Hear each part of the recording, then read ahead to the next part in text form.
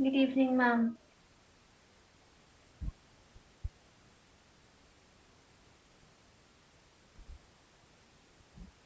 Good evening. Okay. Which two languages among the following are prominently spoken by the Belgium nationals? So Dutch and French. ठीक है. Second, power B. struggle demanding separate alum was launched by Tamilians. Tamilian. Tamilian. Tamilian. ठीक है. Separate alum कौन? Alum itself is Tamilian language. So why the Buddhists will do it? Buddhists are having the language Sinhalese now. They are Sinhala community and the language is Sinhalese. So Tamilians would be demanding separate alum. Alum का मतलब क्या होता है? बताओ पढ़े लिखे लोगों. State. Ma'am, state. State. Alum जो है वो श्रीलंकन तमिल में उसका English transformation is state. Hindi is प्रांत, राज्य. यानी they were demanding their separate territory. हमारा अपना अलग, मेरे को एक प्रदेश लेके दो, ये वाला है. Third, Belgium shares its border with All of All the of the above. above. All of the above. Refer map. Belgium का मैप रेफर करना है. श्रीलंका तो यू ऑलरेडी नो कि किसी से जुड़ा नहीं है, उसका लैंड बाउंड्री. ठीक है. बट रेफर करो जितना भी, जिस भी चैप्टर में किसी कंट्री का नेम है उनका मैप रेफर करो तुरंत. फ्रांस का करना है, यूरोप तो पूरा देख करके जाओ. ओके क्योंकि वो नेशनलिज्म इन यूरोप में भी है, तो just look at the map. ठीक है. वो 6 7 8 कंट्रीज हैं, ज्यादा नहीं है. फ्रांस देखना है, इटली देखना है, बेल्जियम देखना है, जर्मनी देखना है, रशिया देखना है. अगल बगल कौन पड़ रहा है देख के जाओ एक बार. हाँ, कभी कभी फंस जाता है क्वेश्चन वहां पर. बेल्जियम हो गया. चलो, तो बेल्जियम का बॉर्डर टेक्निकली इन तीनों से मिलता है. फ्रांस से भी मिलता है, जर्मनी से भी मिलता है, लग्जमबर्ग से भी मिलता है. Belgium actually was cut out from another state, तो इसलिए it make sense Netherlands. Also. Netherland से इसको निकाल के बनाया है, तो इसीलिए. Under which of the following is power shared with community government of Belgium? Different social Different group. social different groups. Social group. ठीक है. Community. Under which of the following is power shared in the community government? तो community government for the different social groups, because community government was not actually form of organ. किसी government की कोई organ नहीं थी वो. ना तो community government का स्टेट गवर्नमेंट से इस तरह का कुछ लेना देना है. सेंट्रल और स्टेट गवर्नमेंट ऑलरेडी अलग अलग है बेल्जियम में. community government was formed for protecting your language rights. आपके लैंग्वेज राइट्स को प्रोटेक्ट करने के लिए बनाई गई थी, तो इसीलिए डिफरेंट सोशल ग्रुप्स के साथ उन्होंने पावर शेयर किया है. सोशल ग्रुप के पावर शेयरिंग बोलेंगे इसको. Fifth, power sharing is a good way to ensure the stability of Political order. Political order. Population से क्या मतलब है? पॉपुलेशन तो नहीं होना चाहिए, सिटीजन होना चाहिए. फिफ्थ का आंसर चेक करो. Answer should be B. Fifth का B.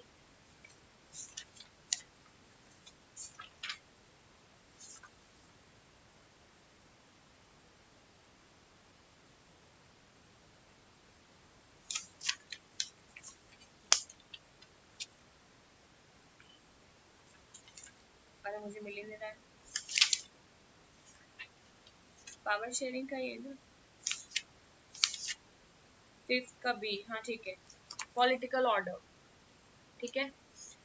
Power shared among government at different levels is also called Vertical Vertical distribution. distribution. Different levels. यानी एक दूसरे का लेवल, एक ऊपर के लेवल, एक नीचे का level. So that we call vertical distribution of power, because in horizontal distribution your domain is different but your level is same. Correct. Yes, Belgium has ma'am. worked on the principle of Accommodation. Accommodation. Accommodation.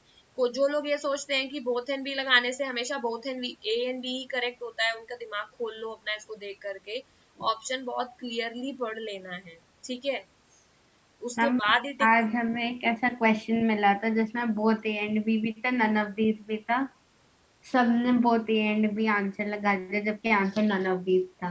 हाँ, तो इसीलिए बहुत सोच समझ के करना है. जैसे सेवेंथ में तो कोई स्टूपिड ही होगा जो बोथ एंड बी लगाएगा, क्योंकि उनको पता है कि बेल्जियम में मेजोरिटेरियनिज्म नहीं चला. Belgium became one of the finest example in the history, और इसीलिए उसको ईयू का क्वार्टर्स भी, हेड क्वार्टर्स भी बनाया गया था फॉर द सेम रीजन. ठीक है ना. ईयू का ही तो हेडक्वार्टर बना है ना. Yes, ma'am. Yes, ma'am. So Belgium, only because of its principle of accommodation, and same thing happened with the South Africa also.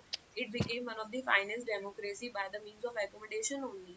और इसीलिए बहुत ज़्यादा जो उनमें उनको भी आई थिंक यूएन में या कहीं कोई तो उनको भी मिला हुआ है कुछ इस चक्कर में. Sri Lanka was an example of majoritarianism और उसमें सिविल वॉर है if at all it comes. Eighth, which of the following is majority group in Sri Lanka?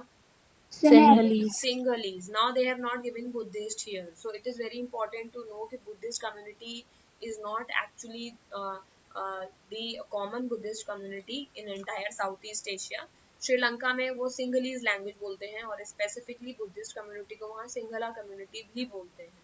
तो ये भी याद रखना है कि बुद्धिस्ट को देखने का आप क्या लगाओ.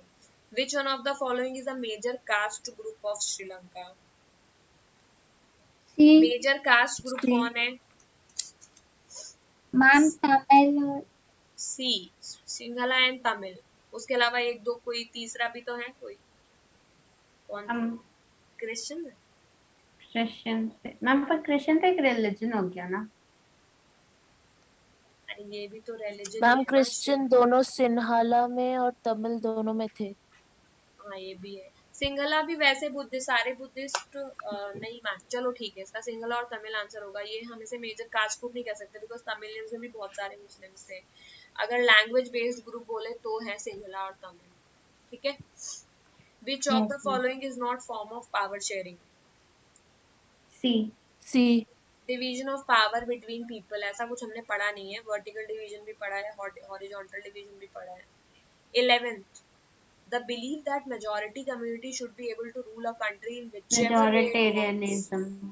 तो ये एकदम सही डेफिनेशन है मेजॉरिटेरियनिज्म की. ये एक तरह का विश्वास है, एक तरह का ये फिलॉसफी है, आइडिया है जो इस बात में बिलीव करता है कि जो किसी भी कंट्री का मेजॉरिटी कम्युनिटी होता है, यानी जो सबसे ज्यादा नंबर जिस कम्युनिटी जिस कास्ट के वहां पाए जाते हैं, वो उस कंट्री को रूल कर सकता है जैसे उसका मर्जी करे वैसे ही.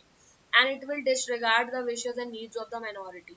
यानी वो बाकी लोग जो उनसे नंबर में कम है उनको वो उनके नीड्स को या उनके कल्चर को उनको एक तरह से दबाने की कोशिश भी करते हैं और सबऑर्डिनेट रखने की कोशिश भी करते हैं.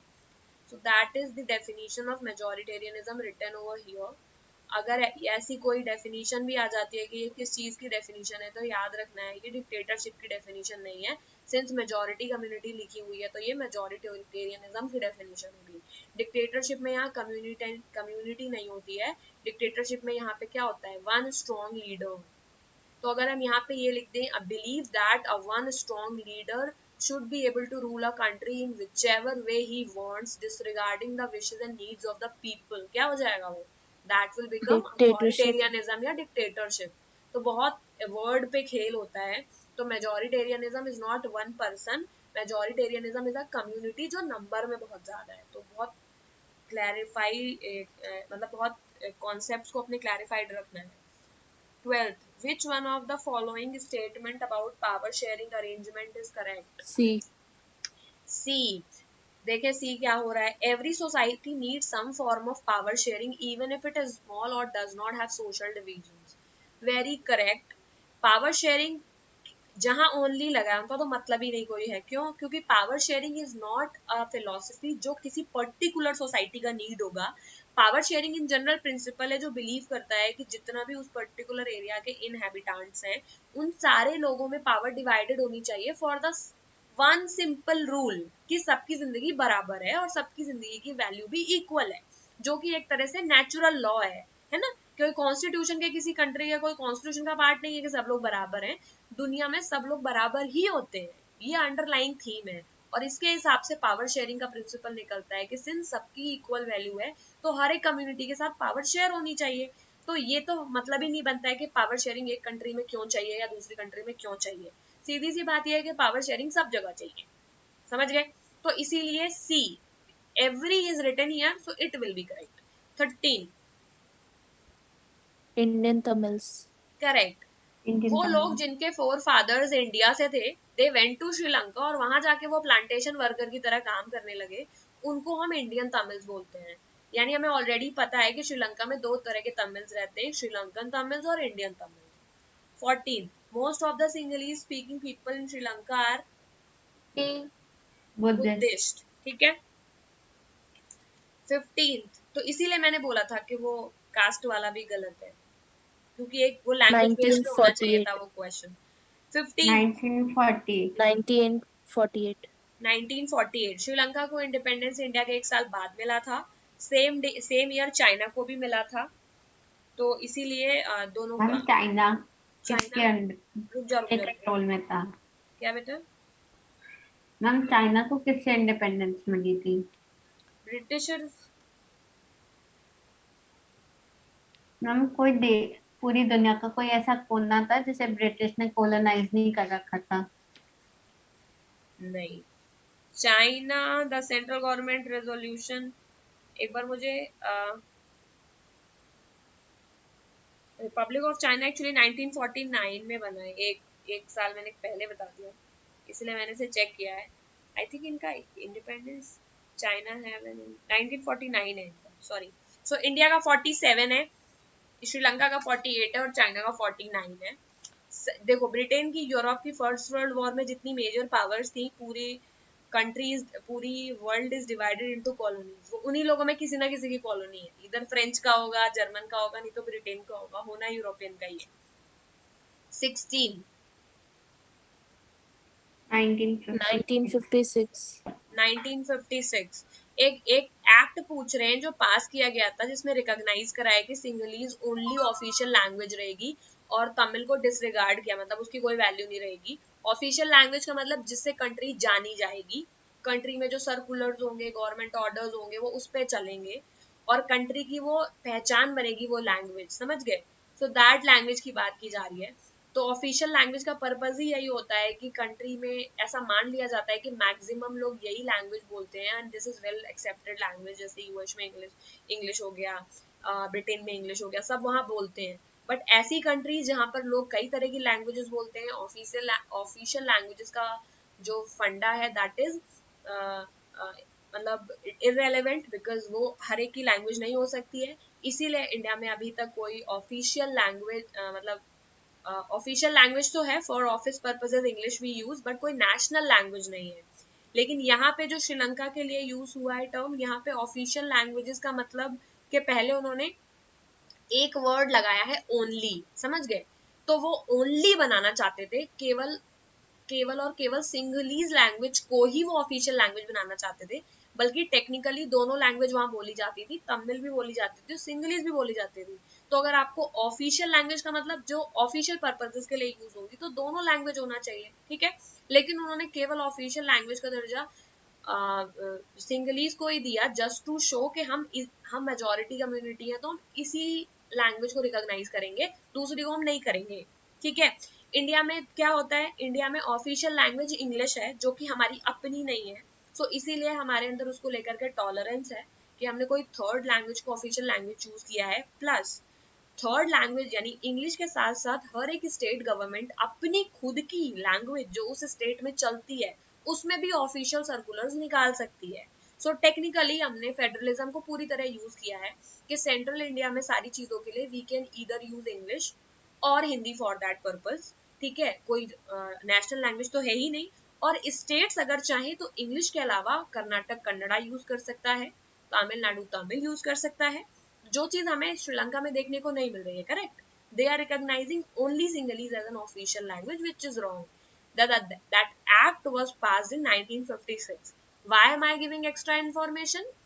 Just to give you some extra boost कि अगर कोई ऐसा क्वेश्चन आ जाता है then you could eliminate, इतना नॉनसेंस नहीं हो जाना है कि इंडिया में हिंदी है। 17. By the 1980s, several political organizations were formed demanding B. B the हम वैसे इन्हें स्पेसिफाई करना चाहिए कहाँ की बात कर रहे हैं। क्वेश्चन क्या बात कर रहा है, क्वेश्चन बोल रहा है 1980s के आसपास बहुत सारी पॉलिटिकल ऑर्गेनाइजेशंस फॉर्म। हाँ बेटा, ये आई थिंक, लेकिन ये लाइन दी हुई है जहां तक मुझे याद है। Yes ma'am this line is given Yes, in ma'am. NCERT, I have read this line. क्यों? क्योंकि मुझे वो उस वक्त भी सही नहीं लग रही थी कि इतनी सारी, because I have as far as I know, the LITTE, LITTE, liberation of Tamil Tigers Elam, यही है ना इनका नाम। उनका जो इन्होंने जो ऑर्गेनाइजेशन बनाया that was the only organization जिसने मास स्केल पे बहुत बड़ा मूवमेंट लॉन्च किया था, और वो इंडिपेंडेंस मांग रहे थे तमिल स्टेट की। सेवरल पॉलिटिकल ऑर्गेनाइजेशंस, मुझे पता नहीं था इसलिए मुझे लाइन याद है, लेकिन ये line since as it is लिखी हुई है इसलिए हम इसे सही मानेंगे और याद भी रखेंगे।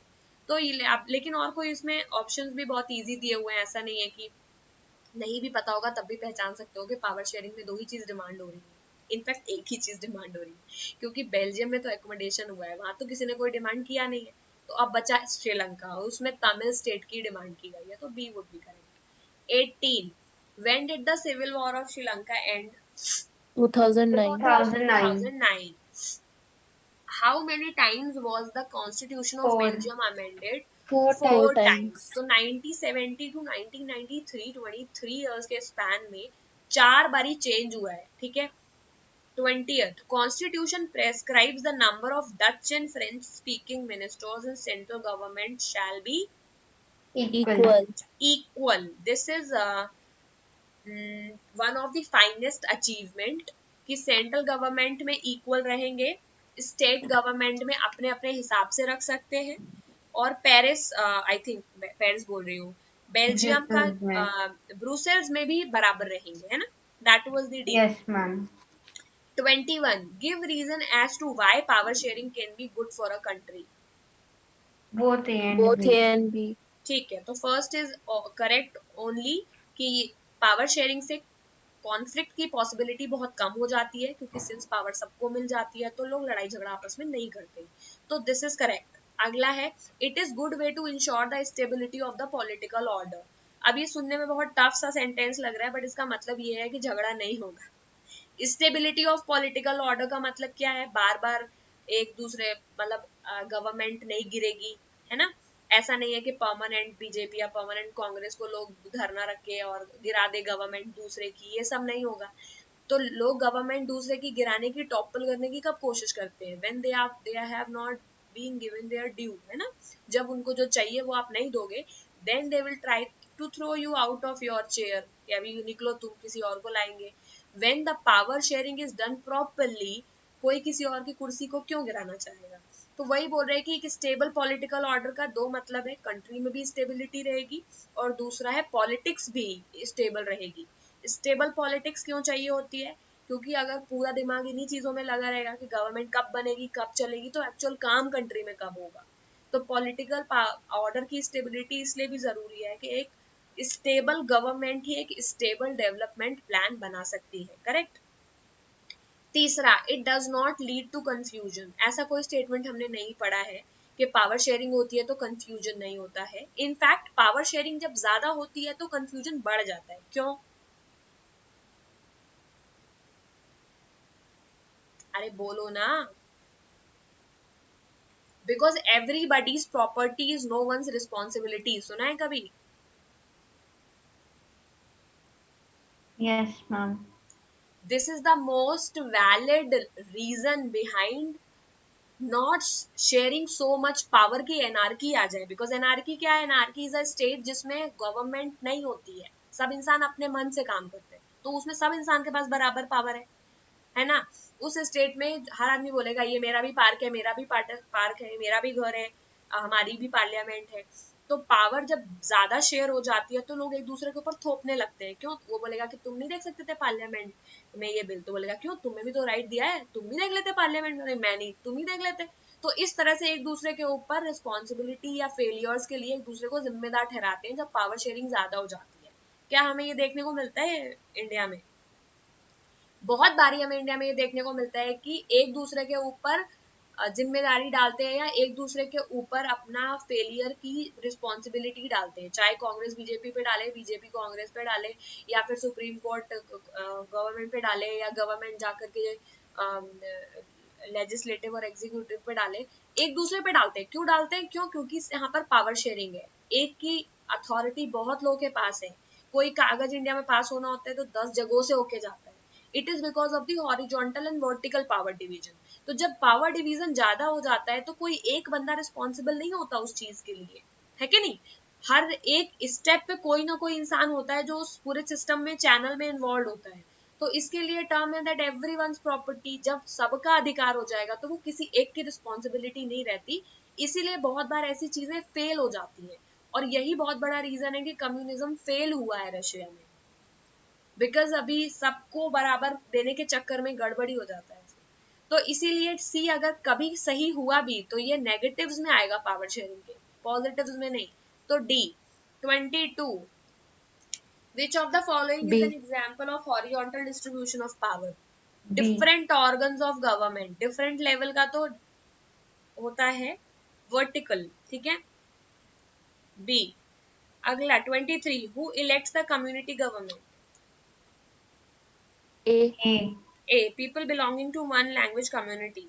कम्युनिटी गवर्नमेंट का कॉन्सेप्ट क्या है बेल्जियम में? कम्युनिटी गवर्नमेंट पर लैंग्वेज वाइज बनी थी, तो जो पर्टिकुलर वो लैंग्वेज बोलने वाले लोग हैं वही उस कम्युनिटी गवर्नमेंट को इलेक्ट कर रहे थे। 24, the world ethnic B. Ethnicity is actually based on your culture. So answer इसका कल्चर के हिसाब से होना चाहिए। बी एथनिसिटी कभी मैम रिलीजन बी। को नहीं बोलता, सोशल डिवीजन और कल्चर के बारे में बात करता है। यानी एथनिसिटी मतलब योर कल्चर, ठीक है, it is not your religion. यानी कि सेम रिलीजन के लोग दो अलग अलग कंट्रीज में रह के अलग अलग एथनिसिटी के हो सकते हैं, जैसे इंडियन क्रिश्चियंस और European Christians, they are of different ethnic origin. समझ रहे हो? Yes ma'am. So yes B, ma'am power sharing is the, I think ये लाइन गिवन ए है, ma'am yes A. Ma'am this line is yes given. Ma'am. तो power sharing is the very spirit of democracy, जो बात भी सही है। Democracy means power of people, power sharing मतलब power giving to everyone, so power of people, बिल्कुल। 26, power sharing is desirable. क्यों desirable है power sharing? All of the above correct. इसमें तीसरा स्टेटमेंट, बाकी दो स्टेटमेंट हम पहले ही देख चुके हैं। पावर शेयरिंग यस में मैम। वर्टिकल हॉरिजॉन्टल के अलावा एक पीयर प्रेशर वाला और प्रेशर ग्रुप्स का भी था कि उनमें भी पावर डिवाइड होती है। अब प्रेशर ग्रुप्स का फंडा क्या होता है हमको पता है। प्रेशर ग्रुप्स वो लोग हैं जो एक पर्टिकुलर वर्क या एक पर्टिकुलर एरिया को बिलोंग करते हैं, जैसे ट्रेड यूनियंस हो गए, किसान यूनियंस हो गए, और वो उस पर्टिकुलर इशू को लेकर के गवर्नमेंट को प्रेशराइज करते हैं so that government boughs down और उनकी बात सुने जो वो अपना डिमांड कर रहे हैं। सो पावर जो प्रेशर ग्रुप्स होते हैं उनका बेसिकली काम होता है गवर्नमेंट प्रेशर बनाना, और वो प्रेशर इसलिए बना पाते हैं बिकॉज पावर शेयरिंग ने ये प्रेशर उन्हें दे, ये राइट उन्हें दे दिया है, क्योंकि डेमोक्रेसी रिकॉग्नाइज करती है डिसेंट को। सबसे बड़ी प्रॉब्लम तो यही है कि in democracy freedom of speech and expression is allowed, और since freedom of speech and expression is allowed तो तुम कुछ भी बकवास बोल सकते हो। और जब तुम्हें बकवास बोलना ही लीगलाइज्ड कर दिया है, अच्छा बात भी लोग बोलते हैं, जरूरी नहीं बकवास ही बोले। Freedom of speech and expression का मतलब है कि तुम्हारा बोलना अलाउड है। तुम्हारा बोलना अलाउड है, जब तुम बोलोगे तो प्रेशर तो पड़ेगा ही, समझ रहे हो? तो यही बात है कि हम रिकॉग्नाइज करते हैं कॉमन सिटीजन्स भी अपना ग्रुप फॉर्म करके गवर्नमेंट के ऊपर प्रेशर डाल सकते हैं, because they also have the same right to form an association, जो कि राइट टू फ्रीडम का ही पार्ट है इंडियन कॉन्स्टिट्यूशन में। यानी राइट टू फ्रीडम के अंदर हमें 6 पार्ट मिलते हैं, उसमें से एक पार्ट है freedom of speech and expression, अगला है राइट टू रिजाइड एनीवेयर, आप इंडिया में कहीं भी रह सकते हैं, और तीसरा है आप अपनी खुद की एसोसिएशन या ऑर्गेनाइजेशन फॉर्म कर सकते हैं। समझ गए? ये 3 ही जानने काफी हैं। तो सिंस अपनी ऑर्गेनाइजेशन फॉर्म कर सकते हैं तो किसानों ने मिलकर फॉर्म कर ली किसान यूनियन। अगला राइट है कि आप कहीं भी रह सकते हैं तो वो कहीं पर भी चक्का जाम कर देते हैं, और तीसरा ये है कि आपको बोलने का अधिकार है तो वो बोल के वहां से स्पीच भी देते रहते हैं, और तीनों मिलकर के वो एक प्रेशर ग्रुप बन जाते हैं और फिर वो गवर्नमेंट के ऊपर प्रेशर डालते हैं। तो हम वो ये अलग बात है कि उनके अगेंस्ट मतलब उनके फेवर में कुछ ज्यादा कर नहीं रहे। ये नहीं, वो एक अलग मैटर है कि गवर्नमेंट अच्छी है या गवर्नमेंट बुरी है, वो एक अलग मैटर है। हम डेमोक्रेसी डिस्कस कर रहे हैं, ठीक है? डेमोक्रेसी में बिकॉज अभी ये सारे मैटर्स बहुत सब्जेक्टिव है, जब पेपर हो जाएगा then we'll have a debate one day, उसमें हम नॉर्मल इश्यूज डिस्कस करेंगे किसको क्या लग रहा है। लेकिन फिलहाल के लिए we talk about democracy. So democracy में पावर शेयरिंग डिजायरेबल है क्योंकि ये गवर्नमेंट में प्रेशर डालने में हेल्प करती है, क्योंकि डेमोक्रेसी केवल गवर्नमेंट के ऑर्गन्स को ही नहीं, यानी लेजिस्लेटिव जुडिशरी को ही नहीं, कॉमन लोगों के प्रेशर ग्रुप्स को भी ये वो राइट देती है कि वो गवर्नमेंट में प्रेशर डाले और अपना काम करवाए। अगर ऐसा नहीं होता तो सीए के अगेंस्ट प्रोटेस्ट पॉसिबल नहीं था। गवर्नमेंट ने वो प्रोटेस्ट दबा दिया, वो बात अलग है, लेकिन पॉसिबल तो था, उन्होंने किया तो, और ये राइट उन्हें खुद कॉन्स्टिट्यूशन ने दिया है, क्योंकि कॉन्स्टिट्यूशन ये राइट देता है कि तुम अपना प्रेशर ग्रुप बना सको, सिंपल बात। तो इसलिए ए तो करेक्ट है। दूसरा, to reduce possibility of conflict, ये भी करेक्ट है, हमने भी पढ़ा है। और अवेयरनेस, करेक्ट। जब पावर शेयरिंग होती है तो अवेयरनेस ऑलरेडी आ जाती है, बिकॉज अभी लोग क्या बोलते हैं कि महिला सशक्तिकरण पे फोकस करो, अभी आम आदमी को भी पावर दिया हुआ है, हम वोट नहीं देंगे तो तुम्हारी कोई औकात नहीं है, इस तरह की बात लोग क्यों बोल पाते हैं? Because people are aware nowadays कि उनके वोट से ही सरकार चल रही है। तो पावर शेयरिंग कहीं ना कहीं अवेयरनेस भी लाती है। तो all of the above. 27, D. in dealing with the power sharing which one of the जी following statement is not correct, यानी कौन सा पावर शेयरिंग नहीं है, डेमोक्रेसी कौन सी स्टेटमेंट डेमोक्रेसी के बारे में नहीं है? People are the source of political power, ये तो डेमोक्रेसी की डेफिनेशन ही है ना? Yes people are ma'am sovereign, यही बोलते हैं, democracy is yes ma'am. By the people, for the people, of the people. तो ये तो पहला तो डेफिनेशन ही है डेमोक्रेसी का। दूसरा, in a democracy people rule themselves through the institution of self governance, this all. In democracy due respect is given to diverse group, ये भी ठीक है। In democracy if power is decided to be dispose, ये भी ठीक है। Ma'am D वाला correct नहीं है। कौन? मैम डी वाला। In a democracy if power is decide, power to decide, question में दिया है, नॉट करेक्ट वाला ढूंढना है।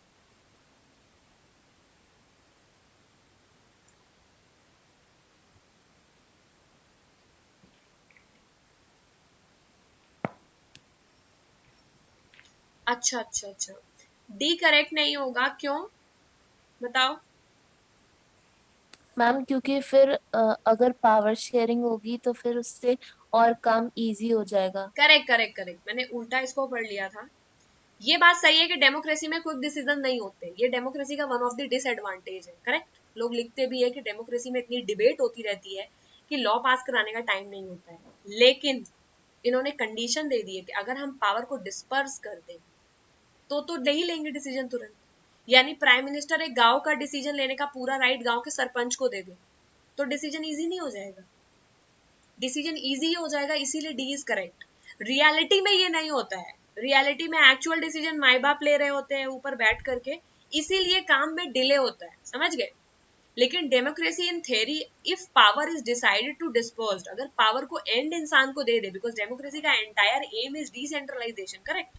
सेंटर से पावर स्टेट में जाएगी, स्टेट से लोगों तक जाएगी, और अगर आखिरी इंसान को एक्चुअली इतनी राइट दे दो तो ये इट इज नॉट पॉसिबल। ये भी नहीं उन्होंने बोला है कि पॉसिबल नहीं है, पॉसिबल तो है, करेक्ट। अगर हम लास्ट इंसान को डिसीजन लेने का पावर दे देंगे तो it is very much possible कि वो क्विक डिसीजन तुरंत ले लेंगे। और यही रीजन है कि हमारी कंट्री में थर्ड टीयर ऑफ गवर्नमेंट को इंट्रोड्यूस किया गया है, ग्राम पंचायत को, just to give them enough power, ताकि लोकल डिसीजंस वो तुरंत के तुरंत ले ले। वरना गांव में किसी को एक हैंडपंप भी लगाना होता था तो उसकी चिट्ठी सेंट्रल मिनिस्ट्री दिल्ली आती थी, 15 दिन में पहुंचती थी, 15 सालों तक पड़ी रहती थी, कोई उस पर ध्यान नहीं देता था, क्योंकि मिनिस्ट्री में ऑलरेडी इतना काम होता है कि किसी को एक हैंडपंप की नहीं पड़ी है, करेक्ट। वो और बड़े बड़े इश्यूज के साथ डील कर रहे हैं, डिफेंस है, करेंसी है। तो उस केस में थर्ड टीयर को इंट्रोड्यूस किया गया कि जो लोकल इश्यूज हैं वो लोकल लेवल पे सॉल्व किए जाए। अब ये एक अलग टॉपिक है कि एक्चुअली में उन्हें पावर नहीं दी गई है, ठीक है। लेकिन थ्योरी में तो यही कहते हैं कि अगर लास्ट इंसान को डेमोक्रेसी में एक्चुअली पावर दिया जाए तो it is very much possible कि वो क्विक डिसीजन ले पाएगा। तो अब तीनों करेक्ट है। बी इसीलिए करेक्ट नहीं होगा because in a democracy people rule themselves through the institution of election या इलेक्टेड रिप्रेजेंटेटिव। यहाँ पर बात डायरेक्ट डेमोक्रेसी की नहीं, इनडायरेक्ट डेमोक्रेसी की हो रही है इन अ वे। तो बी एंटायरली रॉन्ग तो नहीं है, लेकिन हाँ, डेमोक्रेसी में लोग खुद को सेल्फ गवर्नेंस के थ्रू रूल नहीं करते हैं, एक गवर्नमेंट के थ्रू रूल करते हैं, करेक्ट। तो इसीलिए बी इज रॉन्ग, ठीक है। अगर यहाँ पर डायरेक्ट डेमोक्रेसी लिखा होता तो बी सही हो सकता था, लेकिन इन्होंने डायरेक्ट डेमोक्रेसी नहीं, केवल डेमोक्रेसी लिखा है। सो इंडिया के केस में डेमोक्रेसी का मतलब तो रिप्रेजेंटेटिव डेमोक्रेसी ही हम मानेंगे, इसीलिए बी गलत है, ठीक है। और यही रीजन है कि मैं रुकी भी थी बी पर, क्योंकि बी एक तरह से एंटायरली रॉन्ग नहीं कह सकते, बिकॉज डेमोक्रेसी में लोग खुद को रूल करते हैं खुद के सेल्फ गवर्नेंस के थ्रू, लेकिन ऐसा कहाँ होता है? डायरेक्ट डेमोक्रेसी में होता है, जिसमें लोग खुद डिसीजन लेते हैं, करेक्ट। हम पर बी तो सही ही होना चाहिए मैम, बुक में यस मैम। बी और डी दोनों लाइन दे रखी है, उन्होंने दे रखा है in a democracy people rule themselves to institutions of self government, exact line है। एंड देन कहाँ गया, sorry, it was felt that if the power to decide is dispersed, it would not be possible to take quick decisions and to enforce them. Ma'am B and D तो दोनों ही सही है। तो ये question itself is गलत है। Yes ma'am. ये इस क्वेश्चन में, क्योंकि मैं बी भी मैंने इसीलिए रोका हुआ था और मुझे पहले लग रहा था, क्योंकि बी भी एक तरह से सही डेफिनेशन है, लेकिन बस ये बात है कि बी में जो डेफिनेशन है वो डायरेक्ट डेमोक्रेसी की डेफिनेशन है, इनडायरेक्ट डेमोक्रेसी की डेफिनेशन नहीं है। लेकिन हम ये तो मानते ही है कि डेमोक्रेसी में अल्टीमेटली अथॉरिटी तो लोगों के पास ही होती है, तो इसीलिए हम इसे भी पूरी तरह हाफ सही हाफ गलत, ये भी पूरी तरह गलत नहीं है। तो इस क्वेश्चन में होना क्या चाहिए, इस क्वेश्चन में यहाँ पर या तो ये होना चाहिए इन अ रिप्रेजेंटेटिव डेमोक्रेसी, या फिर लास्ट वाले क्वेश्चन में इट इज पॉसिबल हो जाना चाहिए। इट इज पॉसिबल होना चाहिए। ठीक है, यस मैम।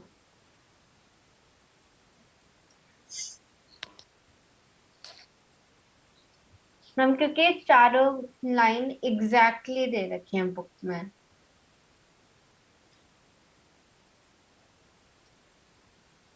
जस्ट मैम इसमें प्रॉब्लम ये है कि इसमें स्पेसिफिक नहीं दिया हुआ है।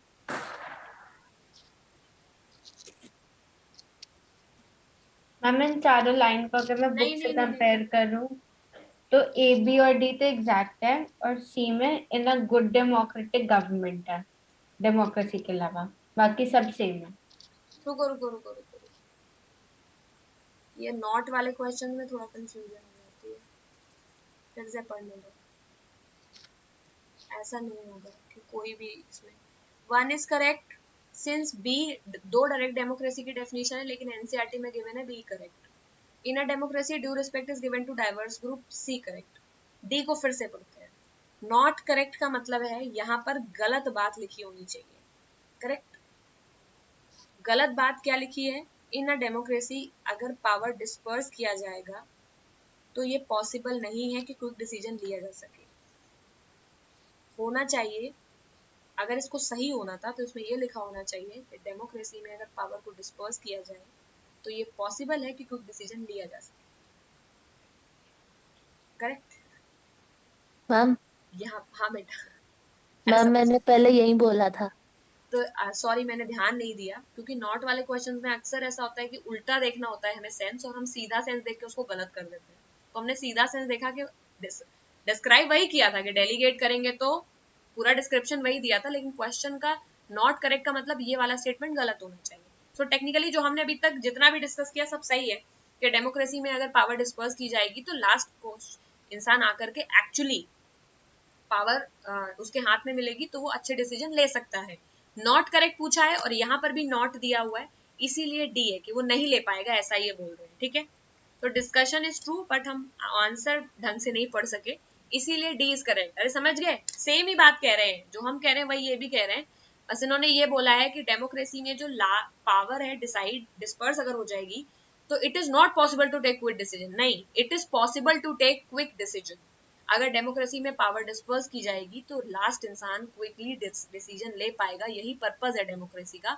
इसीलिए डी गलत है, क्योंकि डी में बोल रहे हैं कि क्विक डिसीजन पॉसिबल नहीं है अगर डेमोक्रेसी में पावर डिस्पर्स कर दी जाए। हम पर ये तो सच है ना कि डेमोक्रेसी में नहीं होता, हम ये तो बुक में दिया हुआ है कि it would not be possible to take quick decisions and to enforce them.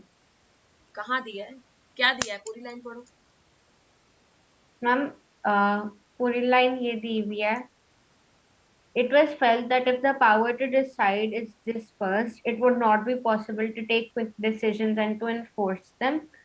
But these notions have changed with the emergence of democracy. समझ गए, वो वही बोल रहे हैं जो हम बोल रहे हैं।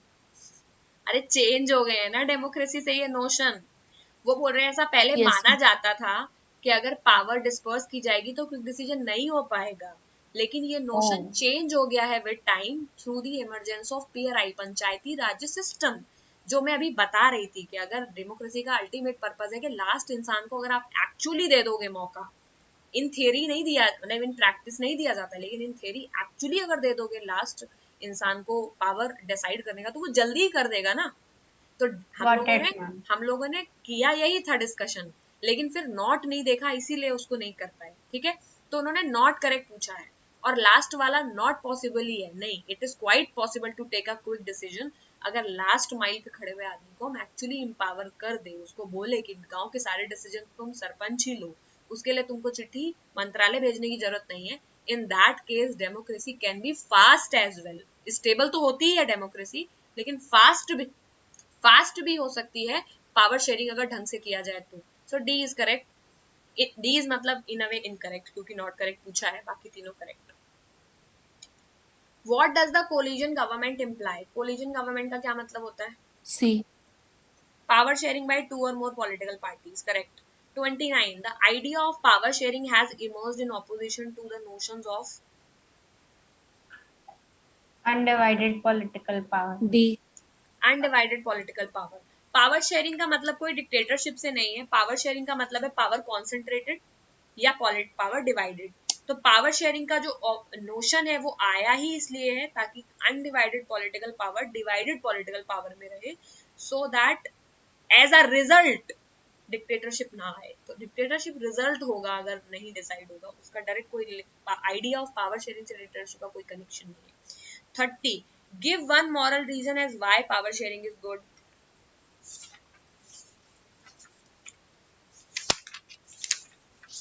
बताओ। People have a right to be consulted on how they are governed. Ma'am इसमें मुझे ए और डी दोनों करेक्ट लग रहे हैं। पर ए और डी प्रूडेंशियल हो जाएंगे ना? अरे पावर मॉरल रीजन दिए हुए हैं ना पावर शेयरिंग के, उसमें से बोलो। मैम एक वो दोनों मोरल रीजन में दिए हुए हैं, कौन कौन से दिए मॉरल रीजन में? ए और डी। ए और D. Ma'am yes A ma'am. और डी तो प्रूडेंशियल है ना? अरे तुम लोग मुझे पागल करके छोड़ोगे, फिर से जाके देखो। मैम मैंने बुक खोल रखी है मैम, ए और डी प्रूडेंशियल है। तो मॉरल में कौन सा दिया है? सी। सी, तो होगा इनडायरेक्टली ना दे सी रखा करेक्ट। है। मैम वैसे तो कंफ्यूज हो गए थे। सी दिया मैम है जो मॉरल सी रीजन। है। पावर शेयरिंग के दो रीजन है जिनको कुछ नहीं समझ आ रहा है, एनसीईआरटी में दिए हैं, प्रूडेंशियल और मॉरल। प्रूडेंशियल रीजन का मतलब लॉजिकल रीजन, तो लॉजिकल रीजन कौन है? ए, लॉजिकल है कि नहीं कि अगर पावर शेयरिंग होगी तो लड़ाई नहीं होगी, और डी कि पावर शेयरिंग होगी तो स्टेबिलिटी होगी। मॉरल रीजन क्या है? मॉरल रीजन ये है कि लोगों के पास कम से कम राइट तो इतना होना चाहिए, बोले कि भाई तुमने हमको मारा, कम से कम पूछ के मारना चाहिए था, ये वाली बात है। तो डेमोक्रेसी में मॉरल रीजन का मतलब है कि तुम गवर्नमेंट बना रहे हो लेकिन हमसे कम से कम कंसल्ट तो कर लो। अरे समझ रहे हो, तो वो मोरालिटी।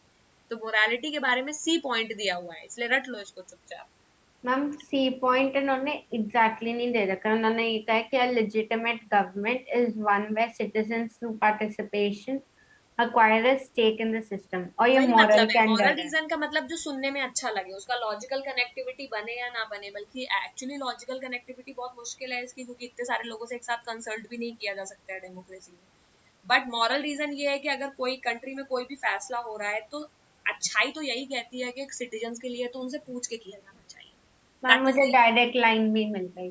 मिल गई तब तो ठीक है, आंसर 30 का सी है। 31, प्रूडेंशियल रीजन, अब बताओ, तो डी। बता दोगे?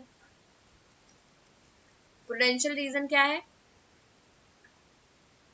All ma'am of D. The above. All of the all above. Of the above. तो तीन प्रोडेंशियल रीजन है, तीनों यहाँ गिवन है, अभी के अभी पढ़ लो। प्रोडेंशियल मतलब logical, prudent reason, conceptual reason क्या है? पहला तो डेमोक्रेसी होगा, लड़ाई नहीं होगा। दूसरा, माइनॉरिटी को भी बराबर का मौका मिलेगा। तीसरा, पॉलिटिकल स्टेबिलिटी बनी रहेगी। अगर मॉरल कोई पूछे और कौन सा रीजन है, दिल में कैसा लगना चाहिए, तो भाई अगर हमसे पूछ के हमारे लिए डिसीजन लोगे तो अच्छा ही रहेगा। आई थिंक मॉरल एक ही दिया हुआ है ना। मैम मॉरल दो है, स्पिरिट ऑफ डेमोक्रेसी वाला और कंसल्टिंग वाला। स्पिरिट ऑफ डेमोक्रेसी, तो मॉरल में दो पढ़ लो, एक स्पिरिट ऑफ डेमोक्रेसी यानी गवर्नमेंट में स्पिरिट ऑफ डेमोक्रेसी बनी रहनी चाहिए, और दूसरा कि पूछ के डिसीजन लिया जाना चाहिए। ये 5 रीजंस हैं जो टोटल मतलब रीजन है कि क्यों हमें पावर शेयरिंग जरूरी है। 32, what is the percentage of major social group? 74। 74। Which language was spoken by majority people in Wallonia? French. Majoritarian measures taken by Sri Lankan government increase the feeling of alienation. alienation, alienation का मतलब अलगाव, कि हम एक दूसरे को belong नहीं करते, इस तरह का रीजन समझ गए। जेलसी, एंगर, ये सब गुस्से वाली फीलिंग है। इनको ये श्रीलंकन तमिल्स के अंदर नहीं आ रही थी, उनके अंदर अलगाव की रीजन आ रही थी कि हमें अलग होना है, समझ, सेक्लूजन जिसको कहते हैं, कि आप दूसरे से अटैच्ड फील ना करें।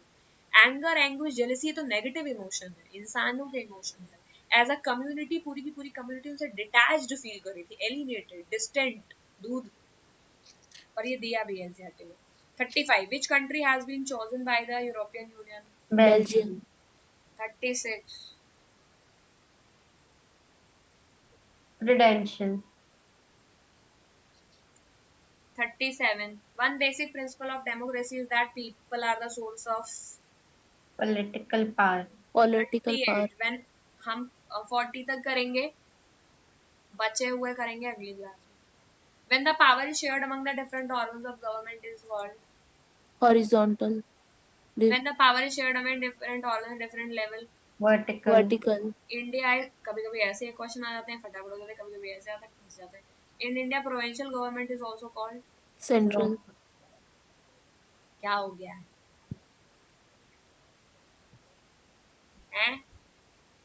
Okay, ma'am.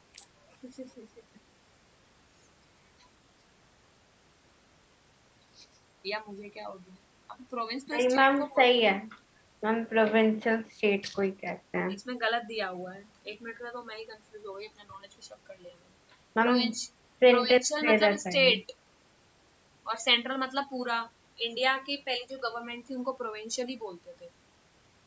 मैम ये दे भी रखे कि द आजादी से पहले हमारी खुद की गवर्नमेंट को प्रोविंशियल ही बोलते थे, जो स्टेट गवर्नमेंट थी। What kind of arrangement is made to give the space to different social groups? Community government, community. 20% of people of Brussels speak Dutch, ma'am reserve constituency भी तो हो सकता है 41 का।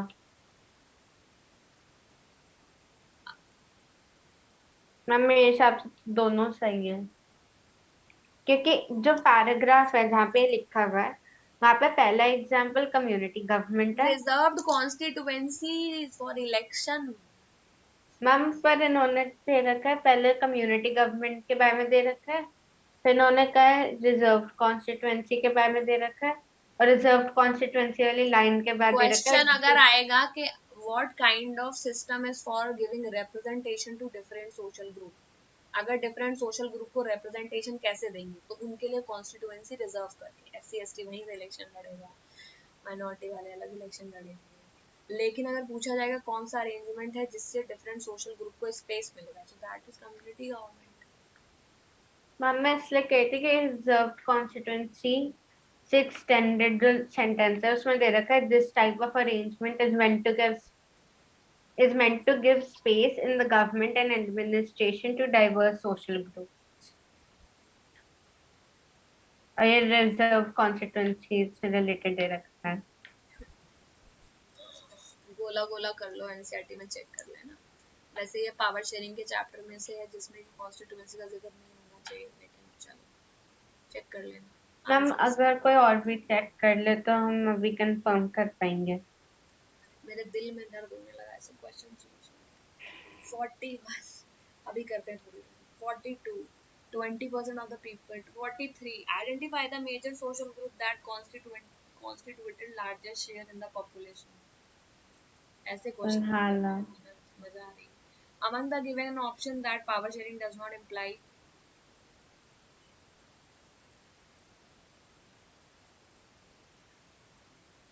सी।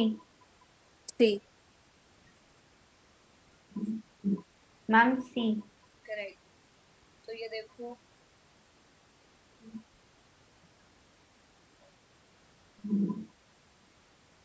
हाँ C. Ma'am A and B तो क्योंकि power sharing के फीचर्स हैं। C 45 in India power sharing mechanism does not involve directly। 44 में A and B तो रीजन ही है, पावर शेयरिंग से डाइवर्सिटी भी एकोमोडेट होती है। ट्रू पावर शेयरिंग यानी थ्योरी वाली पावर शेयरिंग से तो डिसीजन भी स्पीड अप हो जाते हैं, अभी अभी हमने जस्टिफाई किया था। सी बचा जिसमें कि कॉन्फ्लिक्ट बढ़ाती नहीं, पावर शेयरिंग कम करती है। 45 in India power sharing mechanism does not involve directly industry. Industry. आज 45 तक ही कर लेते हैं, चलो चले 41 फिर से करें। What kind of arrangement is made to give space to different, space का क्या मतलब है यहाँ पर? Ma'am space in the sense कि सोशल ग्रुप्स को भी गवर्नमेंट में कुछ पार्ट मिले जिसमें वो अपना कंट्रीब्यूट कर पाए। तो मैम वो तो ए और डी दोनों में ही हो जाएगा। मैम मेरे पास अभी फोन नहीं है वरना मैं फोटो भेजती। मैम मैं एक मिनट स्क्रीनशॉट भेज रही हूँ। What kind of arrangement is made to give yes ma'am space, लिखा हुआ है। space, space, space, space, uh, different social groups? हम बुक में लिखा हुआ है कि last year we studied the system of reserve constituencies in assemblies and the parliament in our country.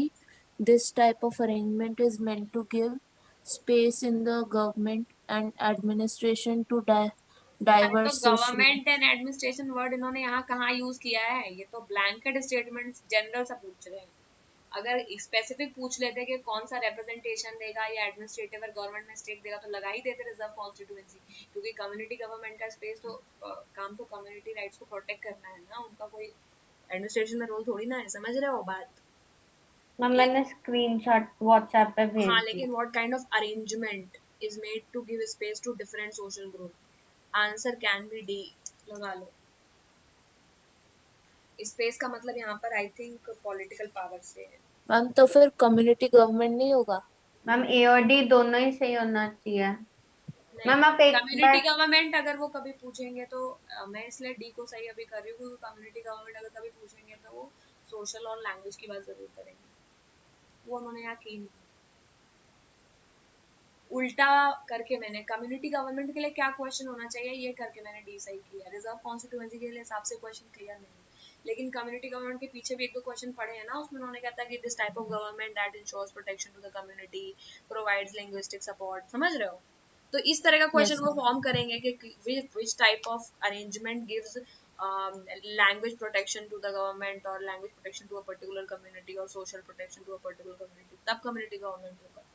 अभी इन्होंने केवल ये पूछा है कि डिफरेंट सोशल, यानी कोई भी सोशल ग्रुप हो उसको स्पेस देने का काम कौन करता है। तो ये केवल कम्युनिटी को, कम्युनिटी बहुत छोटी चीज हो गई, एक कम्युनिटी को केवल स्पेस देने का काम नहीं करती reserve constituency. Reserve constituency different social groups को देती है पावर। बहुत सारे सोशल ग्रुप्स हो सकते हैं ना उसमें। कम्युनिटी तो केवल लैंग्वेज के बेसिस पे दो तीन चार हो सकती है, बट सोशल ग्रुप तो कई तरह के होते हैं, जाट है, मतलब समझ रहे हो, ढेर सारे सोशल ग्रुप्स हैं जिनको रिप्रेजेंट किया जा सकता है पॉलिटिक्स में। उनके लिए तो रिजर्व कॉन्स्टिट्यूएंसी टर्म ही बेटर है, क्योंकि वो कहीं से भी इलेक्शन लड़के गवर्नमेंट बना सकते हैं। शब्दों का खेल है। क्वेश्चन नंबर 1 बहुत खड़े, 41 बहुत खड़े चीज को काट। तो ये समझो कि reserve constituency is important for giving representation to entire caste groups, है ना, SC ST OBC। तो वो एक तरह से पावर शेयरिंग का ही फॉर्म है reserve constituency. Where is community government power sharing का नहीं, एक तरह से पावर शेयरिंग प्रिंसिपल है, but it is specifically to the Belgium. Belgium के सेंस में वैसे पढ़ते हैं क्योंकि वहां पर वो उनके लिंग्विस्टिक और सोशल राइट्स को प्रोटेक्ट करने के लिए यूज होता है। तो कम्युनिटी गवर्नमेंट कभी अगर कोई एट ऑल डेफिनेशन पूछेंगे तो वो वही डेफिनेशन पूछेंगे बेल्जियम वाली, अदरवाइज पेपर में और कोई डेफिनेशन उसकी नहीं आएगी।